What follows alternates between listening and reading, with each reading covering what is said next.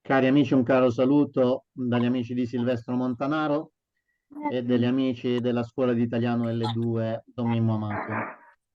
Vogliamo condividervi insieme la lettura di un articolo tratto da un quaderno dei quaderni di Mosaico di Pace dedicato a Romero sulle orme dei martiri, quaderno 11.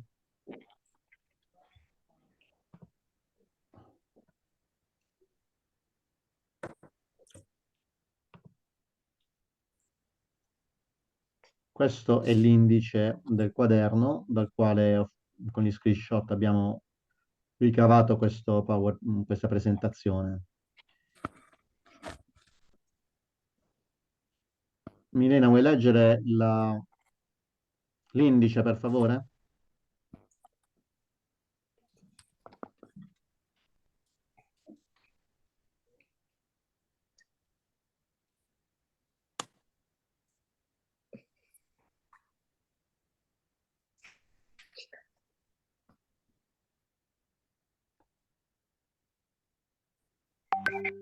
Milena, ci sei?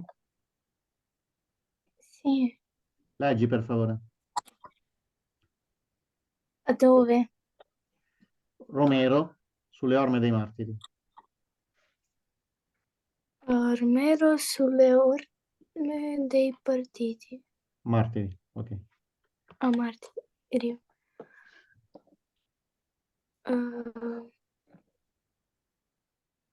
Sommario.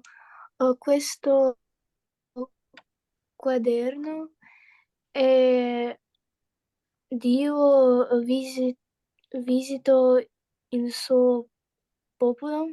Buona. Il mio incontro con Romero, Richard, il giorno dopo la fiesta Urioste, Romero un vescovo da Santa Betazia mondializzazione della Sildarieta Casaldalica. Casaldarica, quando il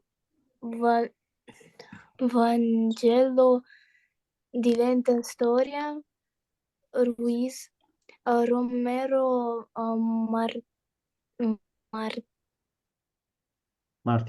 martire della giustizia, martire della giustizia, vitale impressione da Pellegrini. Va bene, grazie. Pellegrini. Il quaderno è datato luglio 2000.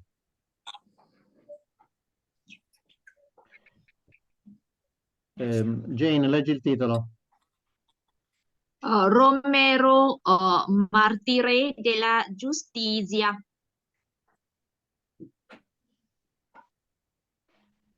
Alberto Vitali, Six all'Italia. Alberto Vitali, Sixal Italia. Grazie.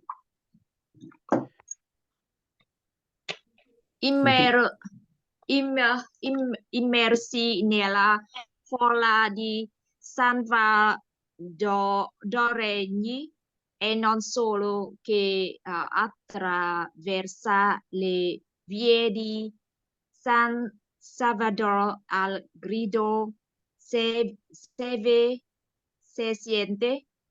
Romero sta presente, ma soprattutto parlando coi vecchi che portano impressa negli occhi la sofferenza patita in quegli anni o ancora con i familiari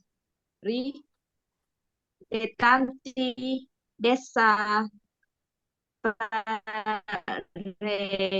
Idos. desaparecidos del una Regime. certezza sale dal cuore alle labbra. Davvero Romero e risotto, come aveva predetto, se mi uccidono risorgerò nel popolo Salvadoregno. salvadoregno. Mahmood, leggi per favore. Aveva Mahmood, leggi tu per favore. Grazie, Ok. Gino.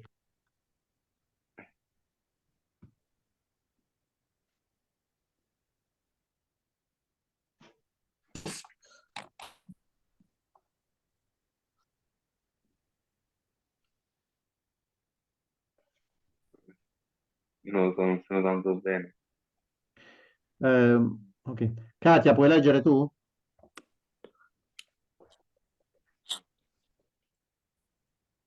Avevo però sbagliato le Proporzioni. Proporzioni. Continua, Katia.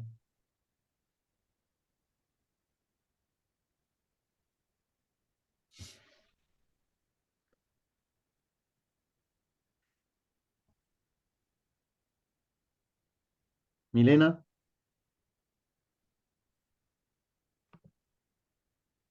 Sono uscite. Aveva però sbagliato le proporzioni. Il 24 marzo 2000, a 20 anni esatti dal suo martirio, non ci sono solo i salvadoregni a celebrarne la fiesta, ma gente venuta da ogni angolo della terra. È una folla risorta che vive e cammina dentro la storia e la vita di gente di ogni tribù, lingua, popolo e nazione, che non ha rinunciato alla propria coscienza e oggi come allora rifiuta di sacrificare al Dio del sistema. Questo orizzonte popolare e martiriale è imprescindibile per comprendere la figura di Romero, non solo perché è Monsignore, per antonomasia, come da 23 anni lo chiama la gente, è morto per il popolo, ma soprattutto perché è morto con il popolo. Senza il martirio del popolo, infatti, non si sarebbe dato neanche il suo, non avrebbe avuto ragione per spingersi a tanto e soprattutto non ne avrebbe avuto la forza. Per questo la sua morte, prevista e accettata come offerta a Dio, necessaria per essere fino in fondo buon pastore, e opzione incondizionata per un popolo martire, è un martirio, nel duplice senso del sacrificio e della testimonianza. Faremo bene a ricordarlo in questi tempi di mistificazione, quanto perfino dentro la Chiesa ci si lega alla ostinata e pretestuosa necessità canonica dell'odium fidei nella proclamazione dei martiri, per svalorizzare la sua figura, quasi che la giustizia non fosse un aspetto fondamentale, imprescindibile della stessa fede.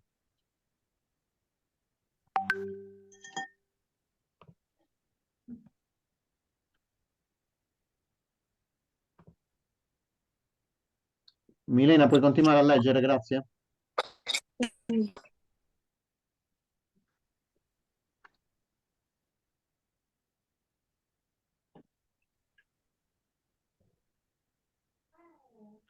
Riesci a vedere? Tutto questo? Sì, e il martirio? Sì. Il martirio scelto Come ovvio. d'arrivo È il punto di arrivo di un cammino. come ovvio di un cammino che Romero ha percorso con popolo perché dal popolo era stato educato, o meglio rieducato, dagli anni della sua formazione romana. Era stato a tutti gli effetti un moderato, un uomo prudente, un vero conservatore, se non proprio al Consiglio, sicuramente guardava con qualche apprensione. Paola, puoi continuare? Guardava con qualche apprensione all'assemblea di Medellin. Di Medellin, nella quale la Chiesa latinoamericana aveva fatto la coraggiosa opzione per i poveri, con tutto quello che essa comportava. Soprattutto diffidava della teologia della liberazione e di certe prese di posizione sociali che avrebbero potuto tradire qualche simpatia ideologica. Questa diffidenza lo portò in diverse occasioni a prendere posizioni odiose di chiusura e censura nei confronti dell'operato degli stessi sacerdoti, quando fu vescovo ausiliare di San Salvador, al punto da attirarsi l'antipatia e la sfiducia di questi, che indusse l'arcivescovo Luis Chavez a chiedere a Roma il suo allontanamento mediante la nomina alla sede di Santiago de Maria. Fu qui che Romero si ritrovò con la gente e con i suoi problemi. Uscì dal suo mondo di libri, soprattutto dalle sue certezze e titubanze. Non poté più impedire, da uomo di Dio qual era, che la parola gli facesse giudicare la realtà col metro stesso di Dio. Così, nominato nel 1977 arcivescovo di San Salvador, compie subito due scelte significative. Rifiuta l'offerta fattagli dall'aristocrazia cittadina di costruire l'arcivescovado, che da anni non esisteva più, per andare a vivere nella stanzetta attigua alla sacrestia dell'Ospitalito, l'ospedale oncologico per i poveri, gestito dalle suore della Divina Provvidenza, vicino alla sofferenza dei più poveri. Rifiutò anche l'automobile che, secondo l'usanza, il Presidente della Repubblica regalava all'arcivescovo in occasione del suo insediamento. Ma l'assassinio di Rutilio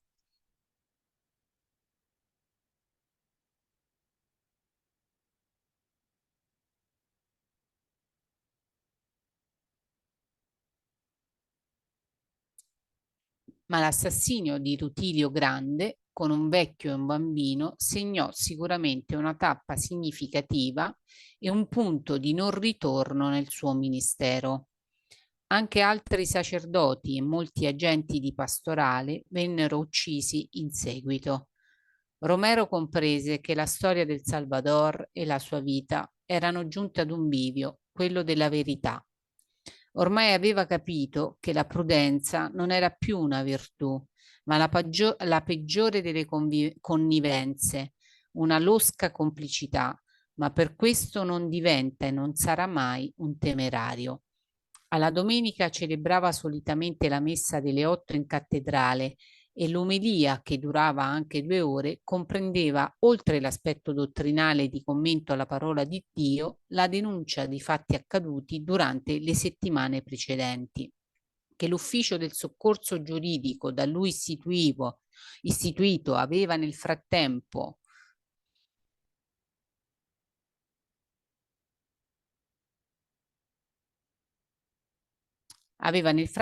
documentato.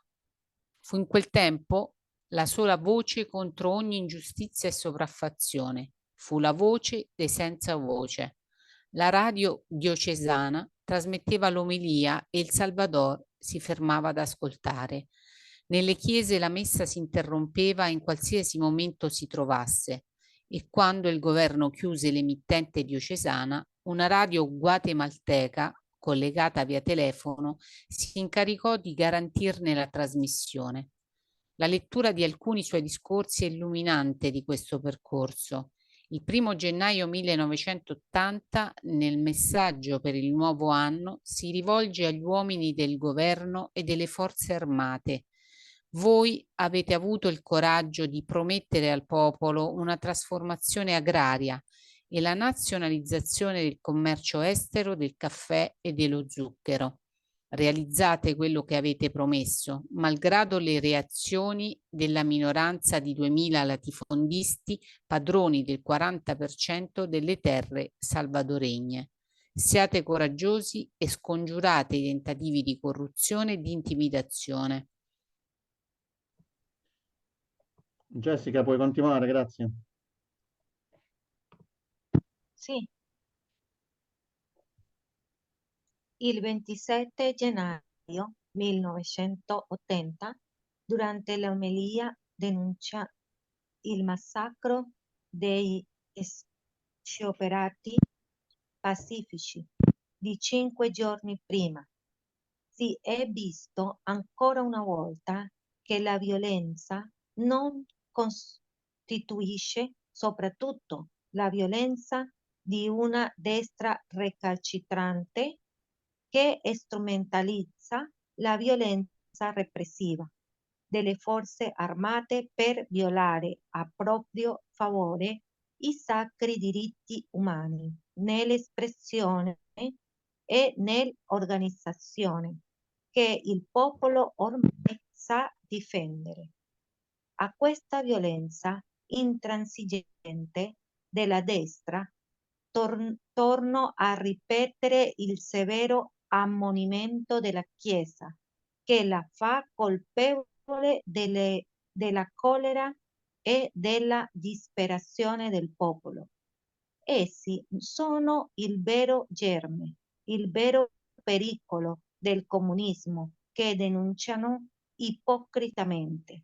Alla violenza delle forze armate devo ricordare il dovere di essere al servizio del popolo e non dei privilegi dei pochi. Vorremmo vedere reprimere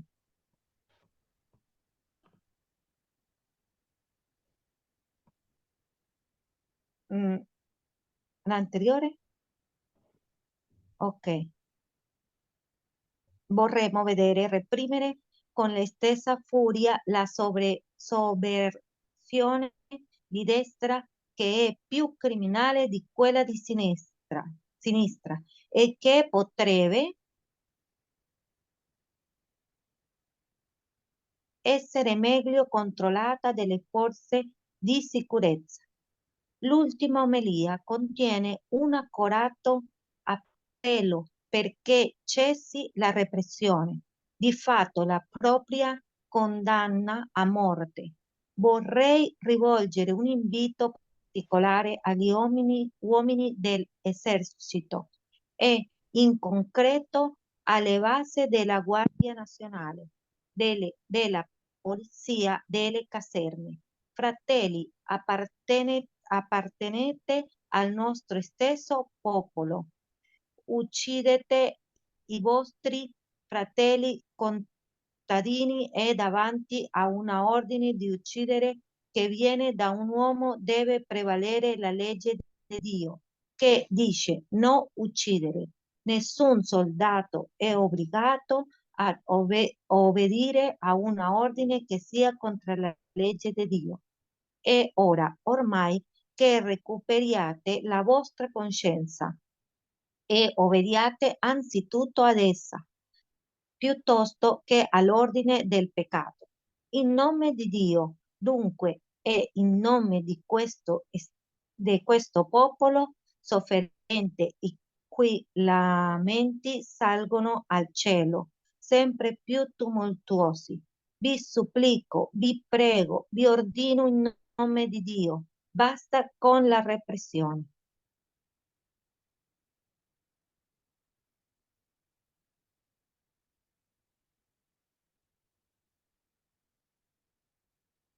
Continuo? Padre, se Sì, continua.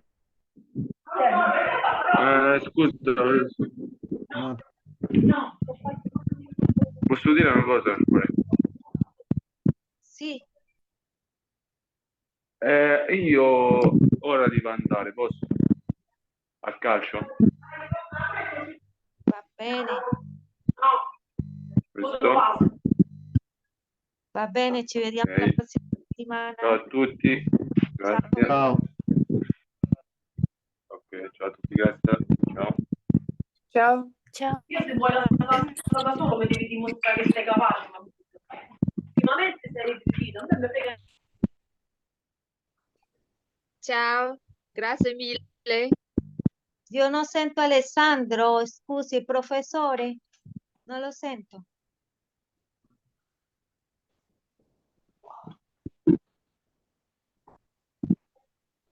Un attimo, c'è l'ultimo pezzo da leggere. L'ultimo manca?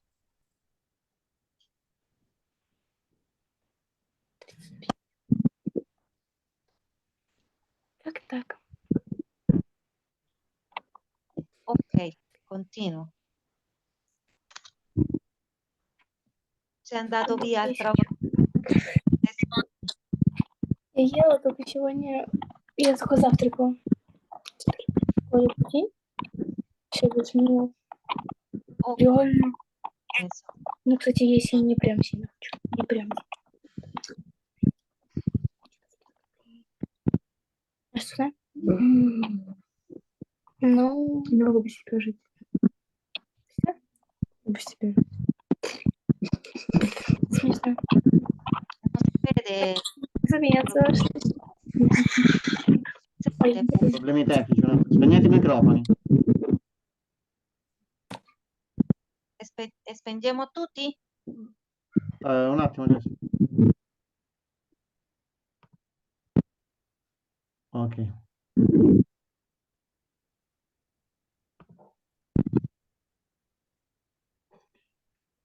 Jessica, leggi per favore. Ok.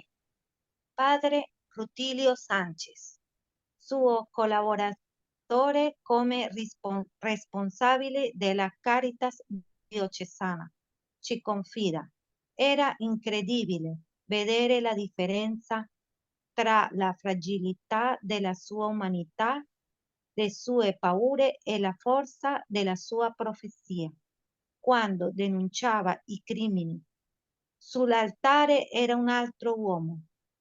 E ancora, siamo stati noi a mandarlo al martirio perché gli portavamo i fatti documentati di quanto succedeva durante la settimana e gli dicevamo deve denunciarli.